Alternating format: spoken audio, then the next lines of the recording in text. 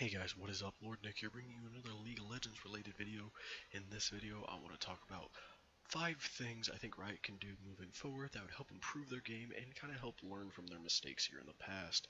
Now, as you all may know, if you've been big fans of League, even if you're relatively new, Riot had gone through the past couple of years doing a lot of big sweeping changes to try to better the game and keep its longevity going. Now, they're in every right to do such things, and I feel like they did a lot of this out of the intentions of good intentions. They did it for the, longevity of their game, and in the end, that ultimately means it's for the players to enjoy and want to keep playing.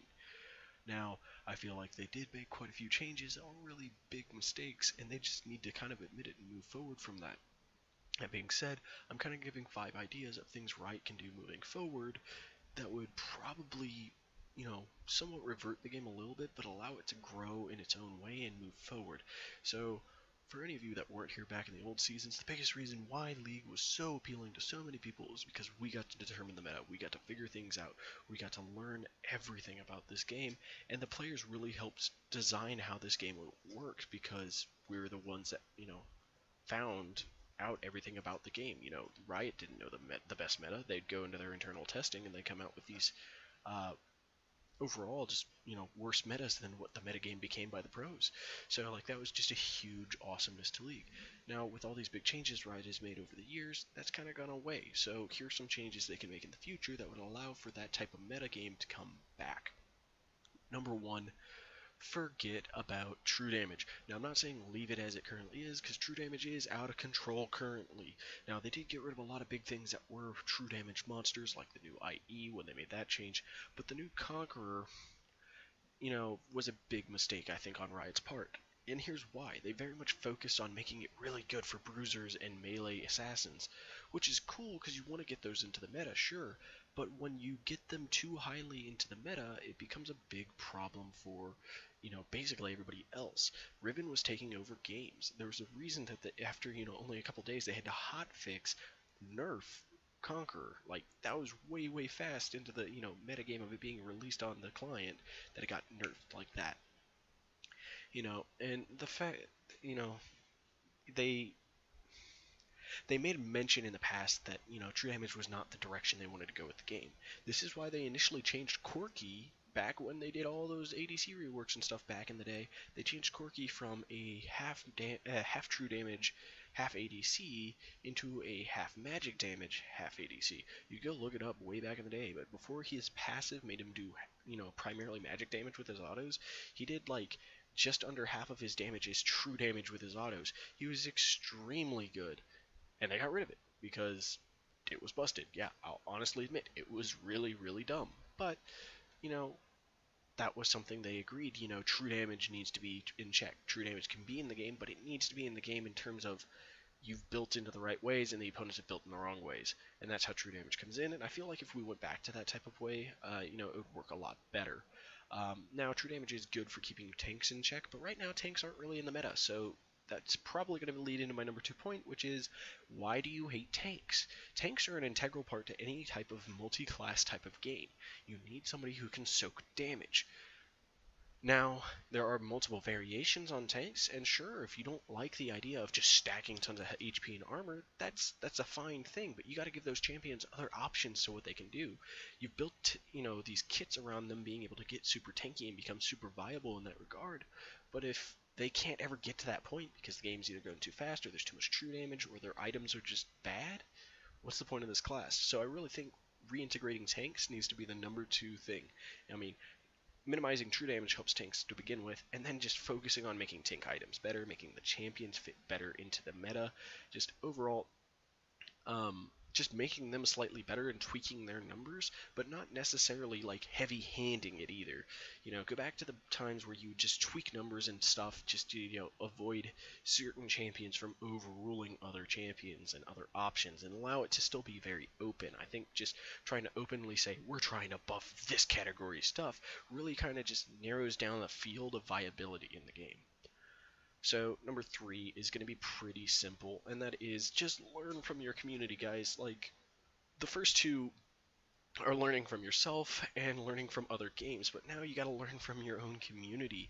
Like, the community wants certain things, and I know, I get it. Sometimes the community doesn't know how game balance should work because we don't look at it in the same analytical format that some of your game balance design guys are supposed to be doing it. With that being said, it really feels so negative when the community's asking for a nerf on a champion, like in a massive amount of uproar by just saying this guy is way too overpowered. When a champion reaches close to 50% ban rate and he still isn't, he or she is still not being worked on, that's just so frustrating to the community as a whole. Also, on it, like with it, the community doesn't want super overpowered champions upon release. They want champions that slot into the slot in and feel, good, viable, but not like they're gonna dominate the metagame. And they don't want them coming in as super, super weak. So, I mean, what you could do at that point is, take more time to design each individual champion. Release less champions, but still be able to focus on building these champions in a very, secured manner. Like for the first couple months, maybe take a design chance of just like, here, we're gonna put these things together. These might be like ideas that we think won't work, but we're gonna toss them together, use our own little small, testing team for a while to see how it goes, then open it up to the PBE and actually use the PBE as a beta ground like it's supposed to be used, opposed to just being like, it's just a pre-launch thing. Here you go, guys. We have it in the PBE. You see it on the PBE. Bam, it's in the actual game. Like, actually, utilize the PBE more. That's utilizing your community. That's listening to your community. I mean, you don't have to take everything the community says. Like I said, the community is not made up of 100% game designers, and none of us have 100% understanding of how the game works at every single point in the game. But if all you do is do your own changes and kind of disregard what the community is asking for, you're inevitably going to alienate a lot of your fan base and kind of cause problems and rifts. Now, I get it. You're not going to be able to make everybody happy, but either choose one of a couple things. Step back from, heavy-handing the designs in and let the community figure out how things work, or, start, heavy-handing the things the community is asking for. Number 4 is going to be super similar to number 3 in my thoughts of it, at least, and that's really just, know your marketplace, guys. I love Riot Games. I love the game. I mean, I think you guys have done a phenomenal job with this game over the years. The fact that I've been playing it for 9 years tells you enough that this game is still something I truly, truly love. As upset as I get with it a lot, I love this game. That being said, it feels like you just don't know who to target anymore with your audience on this game. I get it. You release a lot of cool products here on the side for people to buy skins and stuff like that, but focusing so hard on the money-making aspect of it does, definitely kind of feel bad towards the actual wanting to be better at the game individual. That person with that competitive drive, like myself, just feels like, I have to try to, really rethink how I can beat the metagame more so than, hoping that there's going to be a fix to something that's super, super overpowered. And I get it. You want to leave in some things that are strong and allow people to develop around these strong things, either become very good at them or become very good at countering them. And that makes sense to an extent. But you kind of leave it for so long, and, I don't know. I guess this part of it's a little bit less thought through on this point here for me. But to me, it just kind of feels like your design team should be more focused on designing balance into the game opposed to designing new skins. I feel like this kind of maybe is not really a new point from some of my other points, but it's still, to me, I don't know. I don't know a better way to express it other than I don't like seeing so many skins come out and so many unbalanced champions come out. I get it. You make some beautiful and amazing skins, and I definitely want to buy some here or there. But, like, you're throwing so many of those at me, and then you're throwing, like, here's one champion after, like, 7 months, and they're absolutely overpowered, or they're just useless. To come to mind, Zoe on release versus Nico on release. Zoe on release was like, this champion's okay, I don't know if she's overpowered. Here's a buff. Okay, she's broken. Here's Nico. Alright, cool. Here's a buff to Nico. She's not that great. Here's another buff to Nico. I mean, she's getting there.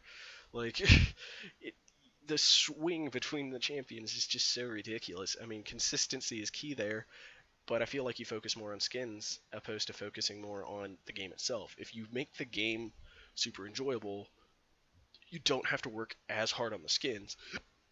or you don't have to release as many of them. That's how it worked in the past. People were so in love with the game that it's just like, I want to buy the skin. And for people like me and people in the past, we wanted to buy skins to support the company because we loved the game so much. So focus more on the gameplay itself and less on the aftermarket, money-making devices. Because if you focus more on the gameplay, I'm going to want to spend more on the game. It's just how it worked. That was the equation back in the day, and I feel like he kind of fell out of it a little bit. And as for the final point of what Riot can do to really kind of boost the longevity of the game is, encourage better community competitiveness. That's a really big mouthful for me saying you gotta make the community better in competition. Oh my god. Living in North America, at least, it feels real crappy when I go into my ranked games and people are just trolling. And I know you can't control that. You can't fix that, Riot. You can do all you can to stop people from doing these stupid things, but in the end, stupid people are going to be stupid people. But what you can do is you can give amateur leagues and stuff a better try. I get it, you were so close with Clash. The problem I felt was that you guys kind of just left it to a one weekend beta opposed to just leaving it as a daily thing for a couple of weeks. And there were some problems with Clash. I get it. It's really hard to kind of balance this new system, I guess. But, give us a teams thing. Flex queue doesn't feel like teams, but it's cool. I could go in there with a group of friends and go into ranked. Exception is I can't take low elo friends into a group with me anymore.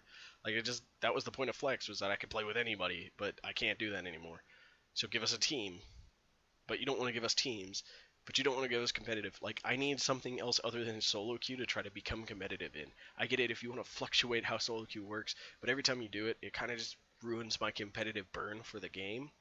It makes it a lot harder for me to want to do anything. So give us some other outlet. Give us random amateur leagues you want to start promoting, hey guys, start trying out for the amateur league, and it's going to be like the LCS, but it's going to be with shit players, and let's see how things go. That sounds hilarious and fun to me, and competitive for my ability of skill. And it gives us something hey, we go through the amateur leagues, and maybe there's a chance way down the road we stop sucking and we can actually get into the pro league. Maybe I'm leading too much into some of these things. Maybe some of these aren't actually all that helpful. But a lot of this is just my opinion video, and this is towards Riot Games and towards the community for kind of reach out to Riot Games and get this going. Thank you guys so much, again, for watching my videos and all my content. If you guys are interested in more content like this, either hit that like, hit the subscribe, leave a comment down below. Check out my Twitch channel down below. I'm going to be posting other stuff there that I never freaking use, like my Twitter and my Facebook, but feel free to follow those too if you really want to. Join my Discord, which you can find on my Twitch channel. And if you guys want anything else in the future similar to this or similar to some of my other videos or just completely out of the blue, something that I've never done before, leave the comment down below and let me know. Thank you guys again so much for watching. Hope you all have yourself a wonderful, wonderful day. Peace.